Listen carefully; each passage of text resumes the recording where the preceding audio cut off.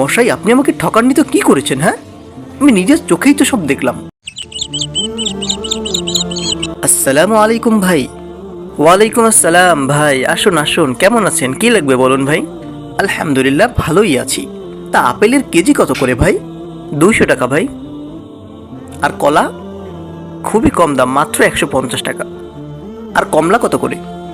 250 টাকা ভাই। কয় কেজি দেবো বলুন? আপেলের কেজি কত ভাই? 100 টাকা আপা।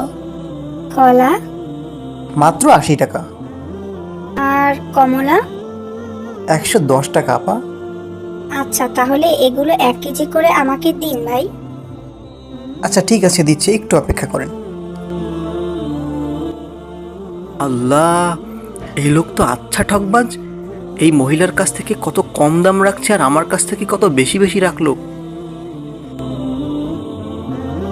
এবার তাকে ধরতেই হবে। রমজান মাসে প্রতারণা করছে। ভাই, আমার উপর খারাপ ধারণা করবেন না, আমাকে অসৎ ও ধোঁকাবাজ মনে করবেন না। আল্লাহর কসম, আমি আপনার সাথে প্রতারণা করতে চাইনি। কি মশাই, আপনি আমাকে ঠকাননি তো কি করেছেন? হ্যাঁ, আমি নিজের চোখেই তো সব দেখলাম। রমজান মাসে হিসাব না করলেও পারতেন ভাই।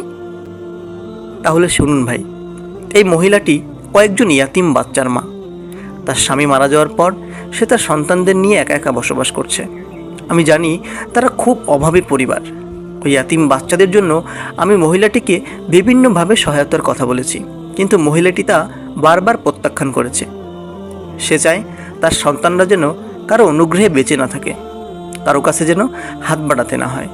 তাই এই রমজান মাসে তাদেরকে আমি সহযোগিতা করার জন্য অনেক ভেবেচিন্তে এই পন্থা অবলম্বন করেছি। তারা যেন বুঝতে পারে যে সে কারো মুখাপেক্ষী নয়।